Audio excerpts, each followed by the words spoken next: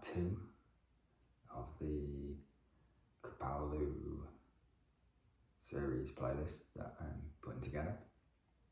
So if you haven't, probably go back and watch 1 first.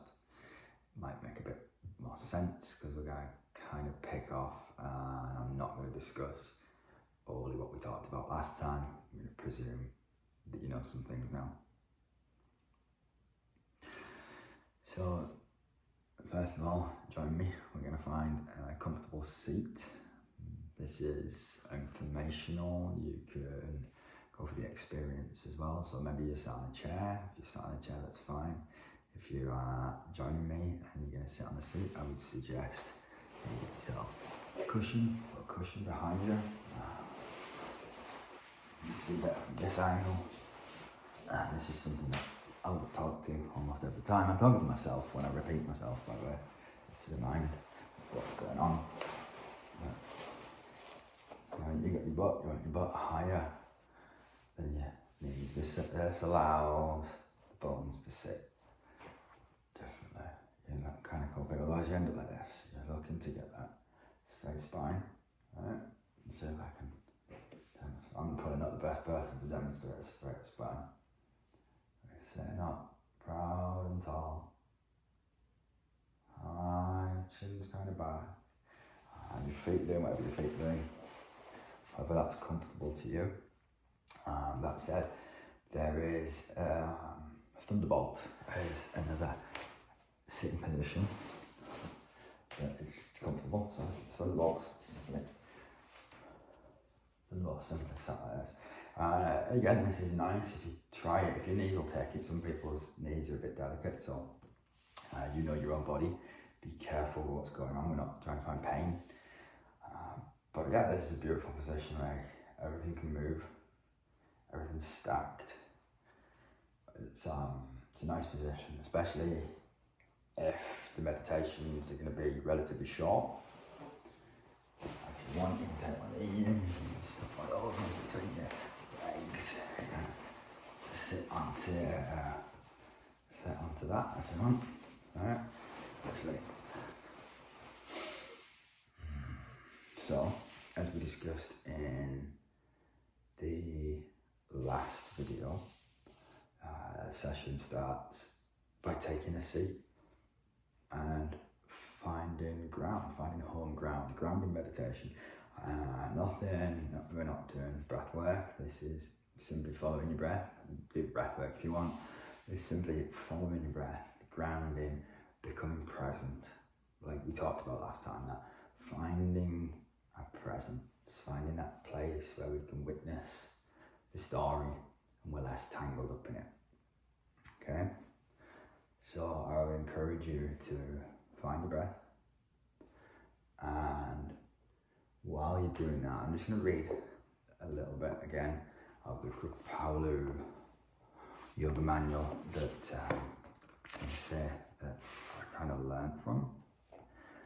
And as this is a Kripalu series, I'm going to do other series. This is why I've got like the idea of Buddhist series.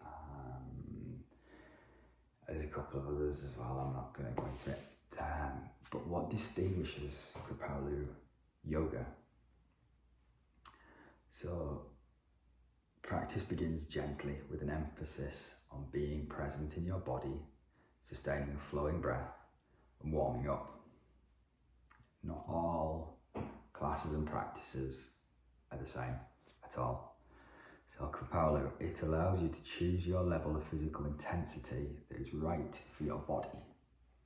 And this is where we're going to get, I'm going to talk to you about the edge in a bit as well today. And this is one of the things that kind of sets Kripalu apart from other systems that I've seen, is the edge that we'll discuss later is kind of in a different space. So understanding the approach actually points you in the direction of the edge, because all these different approaches use that same word and they mean totally different places, I find. So Kripalu, it recognises that everybody is different. So what we're saying here is it's not about the external form, it's about the internal form. It's about the way we're thinking about it. It is not in any way about how well or how close you go into a shape compared to somebody else in the physical realm. It encourages you to create a lifestyle supportive of your health by listening to your own body. You can kind of already see, I would think, anyway, the last point that we made, where we're not going to force everything, we're going to recognize that you are different. Well, this is you listening to your body. This is the body-mind wisdom bit of it, right? We all have an idea of what we should do, but your bodies, we're not all built the same. Kripalu activates the life force of the body that yoga calls prana. Kripalu yoga teaches that the body is animated by an energetic life force, intimately tied to the breath. Rhythmic breathing charges the system with energy. A balanced sequence of yoga postures encourages it to flow freely and evenly to all parts of the body. As practice deepens, the life force becomes more active and can be felt as warmth, tingling, and currents of energy.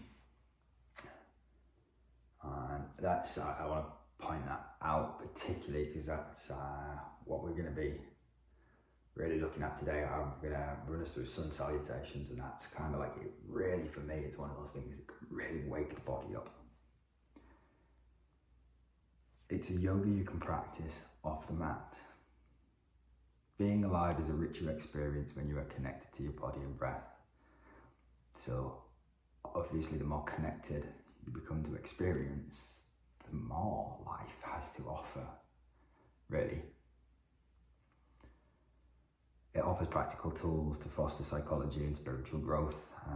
It acknowledges that regular yoga practice is designed to initiate a process of personal transformation. Interesting point. It's a process of personal transformation. You don't go to a yoga class and walk out like how you want to be. It's a constant change, a constant update. You get into the idea of many lifetimes worth of work as well, right? So if you want a quick fix, well, you're dreaming, follow the suffering if you want, or you can get onto a path where change will happen, but it isn't necessarily going to be overnight. There could be breakthroughs, who knows? Don't close them out either. So there are 3 stages to Kripalu yoga. Stage 1 is body and breath awareness. So in the first stage, you learn to bring yourself fully present in your body and practice the classic yoga postures with a flowing breath. Stage 2, focusing inward. In the second stage of Kripalu yoga, you learn how to encounter and release deep-seated emotional and mental tensions. So we're going a bit deeper, with different levels of the mind. Stage 3, meditation in motion. The hallmark of Kripalu yoga is an experience called meditation in motion. With the mind deeply relaxed, you allow the body to move spontaneously as guided from within. Entering this experience, you drop everything learned from external sources and respond directly to the urges and intuitive promptings of the body. So in stage 3, you forget everything that you've learned and all the way through. I think I might have said it already, but we're putting bodies in shapes to show the energy, where to go, and then when the energy's released, the energy knows where to go, and we learn to intuitively follow it. So, okay, if you haven't already, you can drop the awareness of the breath that you've picked up there. And next, I'm going to pick back up the breath that we talked about yesterday or in the previous video. So we're going to pick up the Durga breath, the 3-part yogic breath, and the ocean sounding breath as well. And we're going to overlay those 2 onto one another. So if you remember, the ocean sounding breath was simply the sound of the ocean. So small restriction in the back of the throat.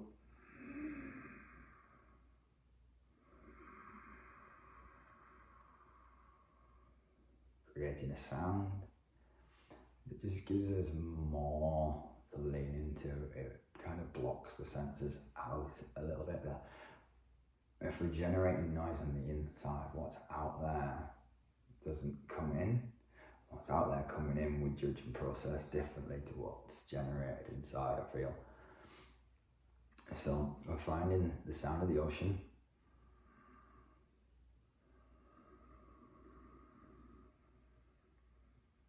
You can vary the volume of it. It's just something that, like I say, you can find and you can lean up against.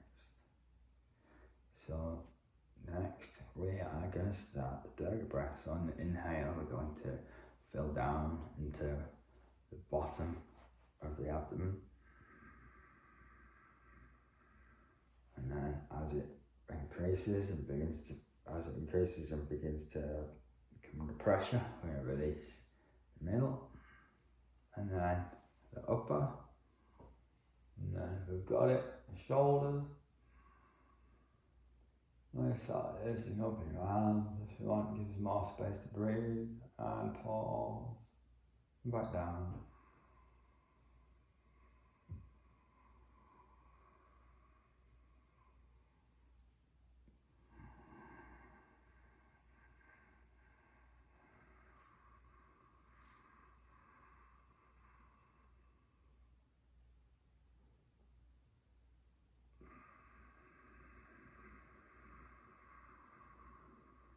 Just moving my arms there.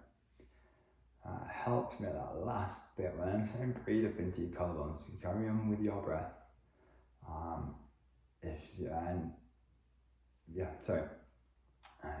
trying to breathe up into your collarbones, it's a funny place to think about breathing into. So if your fill comes up, and then as you get to that upper bit, you just kind of bring your hands back and rotate outwards. You'll find a little bit of space. Well, I find a little bit of space.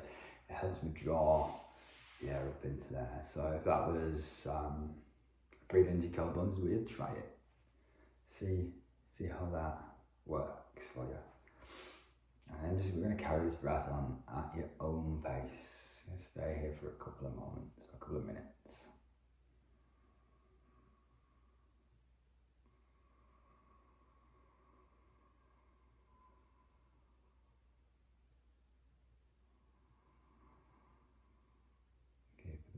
Tall, crowns energetically tall from the centre of the head, not from the forehead, chin's back. Shoulders are down the back. Not roll forward, down the back. Think about drawing them into a space on your spine.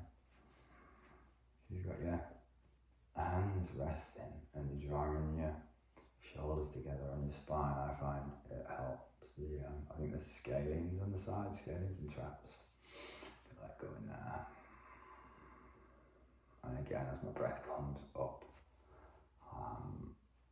when it's let go, there's more space for it. It's all about relaxation.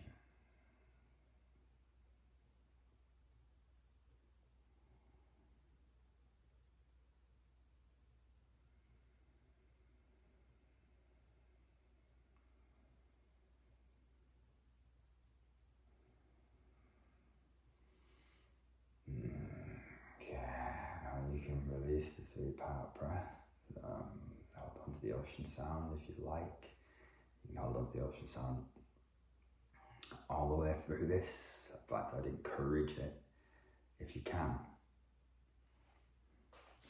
We're going to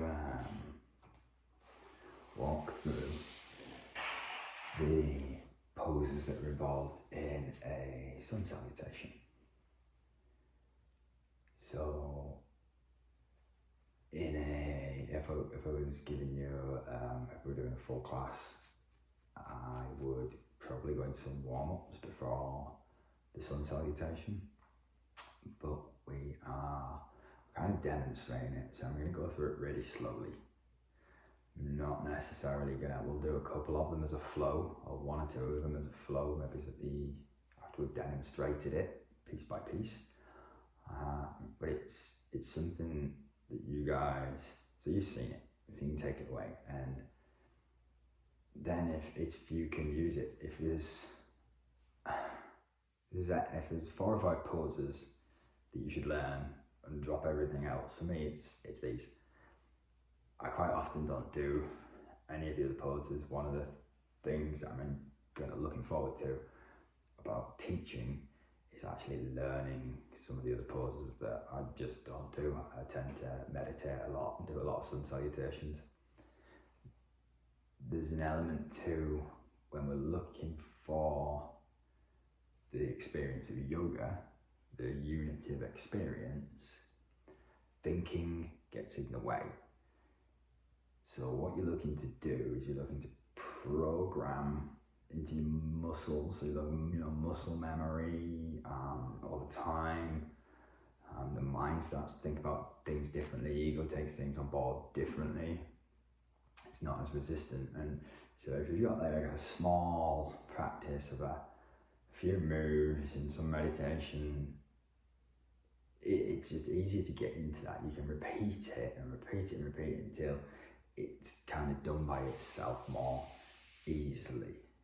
And so if I'm in my own practice, I tend to meditate and I tend to do sun salutations, because I'm not really meditating. I'm not in that meditative yoga state if I'm thinking about what I'm going to do next. If I go to a yoga class and have somebody guiding me through these different poses, then I can fall into it a bit different, because I'm not processing what's going on. It's a voyage of discovery, rather than if I'm doing it myself, it's like this, planning, what do I want, what's going on, yada, yada, yada, yada.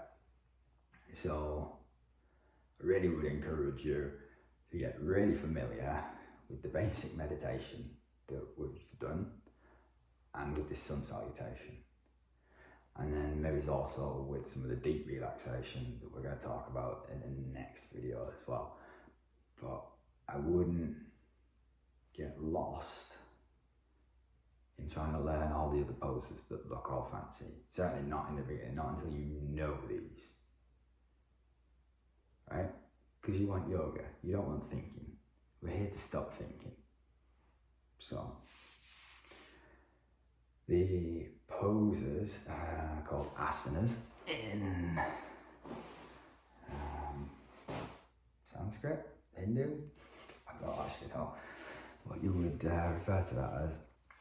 So they're called asanas. So Salabhasana, Garudasana, one was locust pose, one is Salabhasana, and eagle pose, asana is pose. So for this, am I in the right place? The right space, yes, I can do that here, look. I can do that here. Okay. No, I can't. That's going to be tricky. Because I want my hands over my head. So anyway, I'm going to come back here to demonstrate bits of this. I'm going to have to spin around. I don't think you're going to see my hand. Let me just change it up a little bit. Hey, work with what you've got. Work with what you've got. Right? Not get stressed and stop everything. Just work with what you've got. Can you see now? No. Let's spin it round. We got this, don't we, folks? Yes. So I'm gonna have to do that a little. So I'm gonna step through that and then step away from it to demonstrate things in my feet and things in my hands. Okay. So the first pose that we look at is called mountain. So we're going to come into a standing position. We're going to have our feet underneath our hips, looking to the slightly bent knees, activated feet,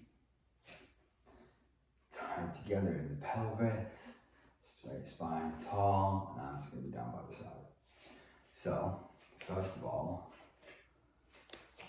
think about your feet. Think about them. Pick your toes up.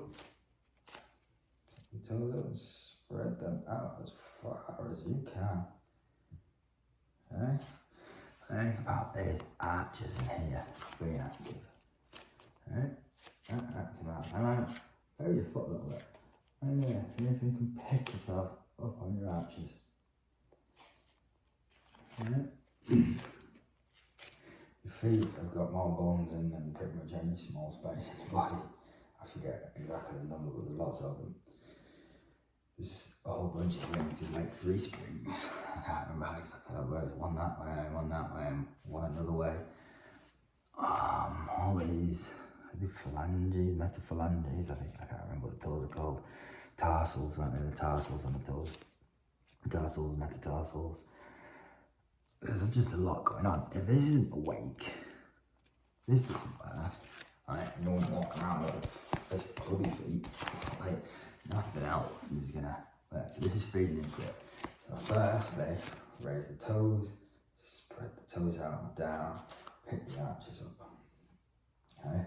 We're gonna roll around and feel the corners of the feet. Kind of have 2 corners there, 2 at the back of the heel.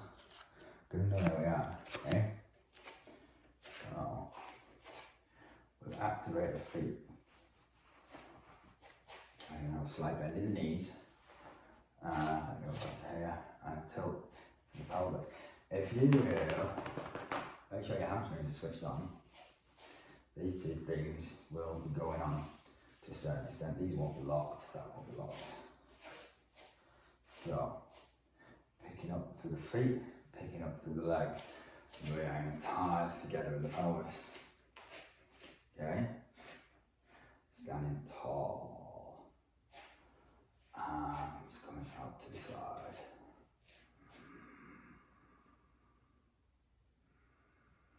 This is our starting position.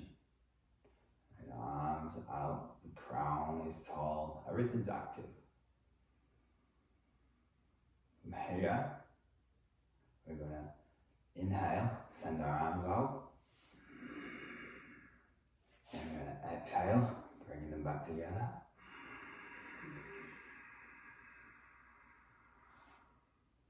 Prayer position. In prayer, we're going to interlace all of our fingers apart from these 2. And on the inhale, we're going to go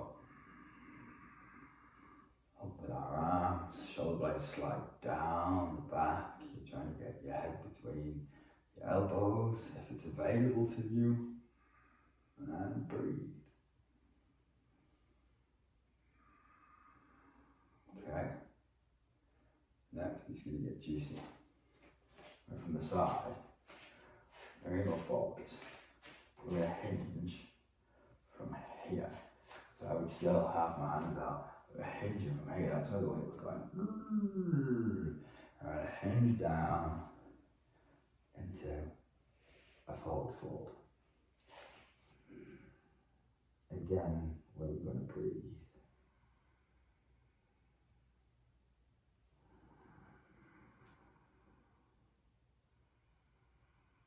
Find that ocean breath.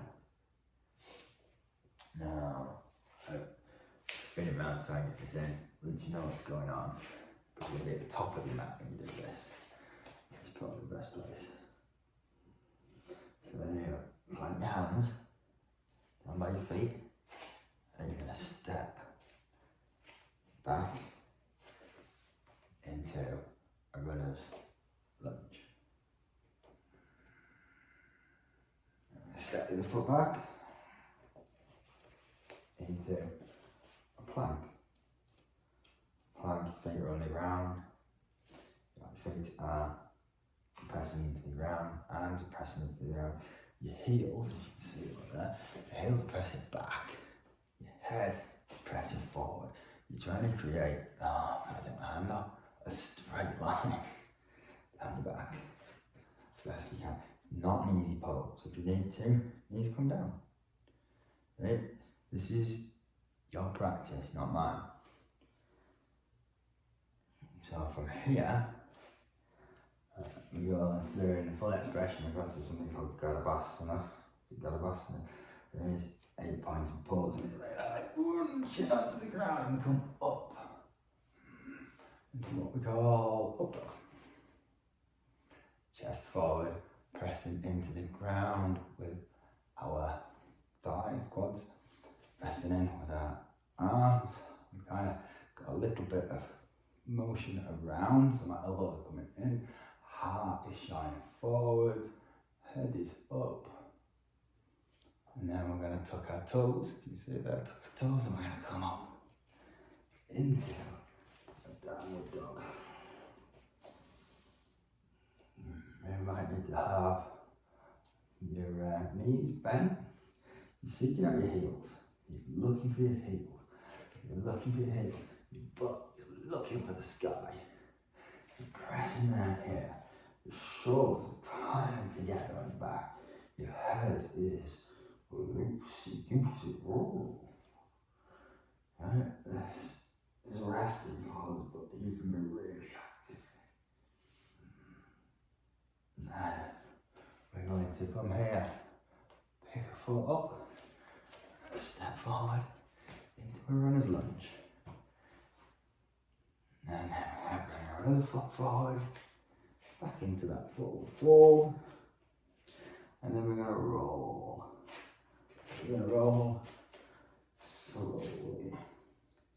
We're not hinging from the hip, we're trying to come up vertebrae by vertebrae, creating space as they roll up. Now go back. Find ourselves back at the beginning. Okay? So, I'm going to run you through that a couple of times. I'm going to get a little more distance so you can see me in the distance.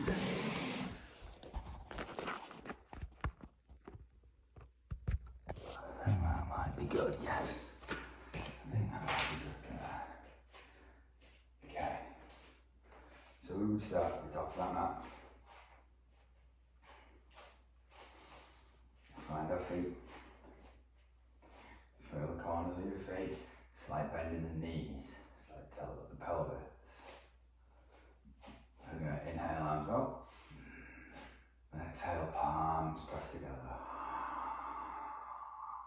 Interlace the fingers. Inhale, arms up. Exhale, proud, press into the feet, crown it as tall, fingers are tall, shooting up and out. We're gonna exhale, fall forward.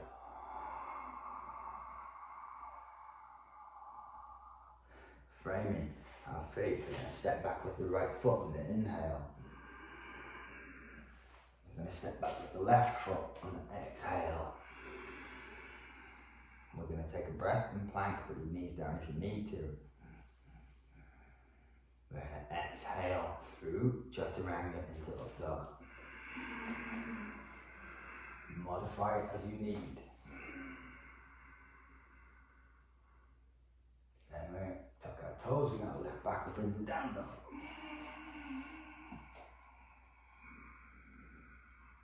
We're going to inhale left foot forward.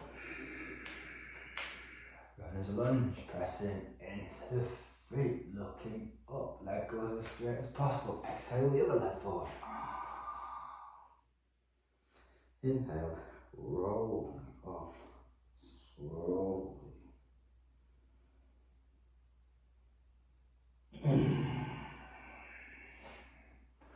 Inhale, arms out to the side. Exhale, palms together. Interlace fingers, inhale, arms up. Exhale, lean forward. I missed something. I'm going to introduce an extra move in the next one. Frame the feet. Right foot forward, right foot back. Left foot back. Inhale, exhale in plank.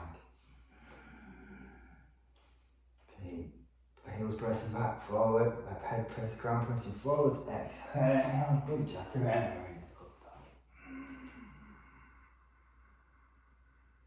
Toes tuck. Hand up. Inhale, foot forwards, runner's lunge. Exhale, foot forward, forward, forward. Rolling up on the inhale.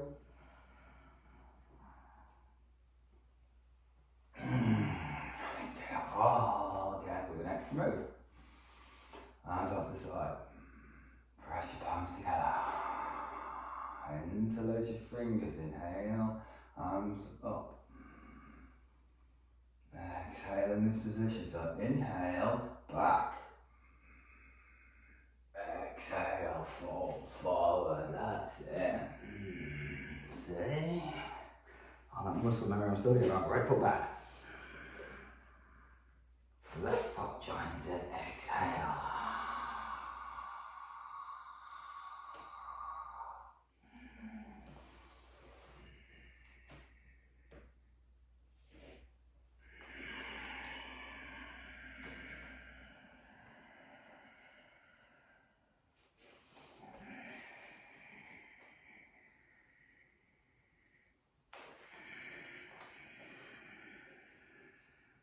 And then we're going to roll back up. Keep your eyes closed. Come back to standing. And take a look inside. We disturbed something. What's going on in there? All sorts of bumps and zings and tingles going on compared to when we started that. Personally, things have changed. Things have changed from when we started. And that's something with any of these spiritual paths, teachings, all these maps. If you don't see the signposts that you're told you'll see, I mean, you've got to give it a little bit of time maybe, but look for the signs. Faith in your experience, or find faith in your experience. Wiggle the fingers, come back into the room. That's sun salutation.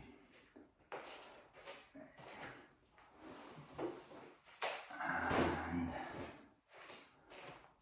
yeah, I would recommend, if you don't already have practice that involves that's where we're going to start, right? That's where we're going to start. Meditation, sun salutation. The next video that I'm going to make, we will talk about deep relaxation. We'll talk about the end of the class, which is in the usual format, Shavasana, or corpse pose. That real going in and integrating, again, everything that, it's basically a big integration. Like we stood and took a moment just to see what had gone on at the end of that sun salutation. Shavasana's nice, big, juicy, long integration. Or it might just be a deep meditation, I guess it depends kind of what's going on for you at the time. So yeah, sun salutation, the basic asanas that I use. I will do some more videos when we get past these and some of the poses that I tend to put into my sequences.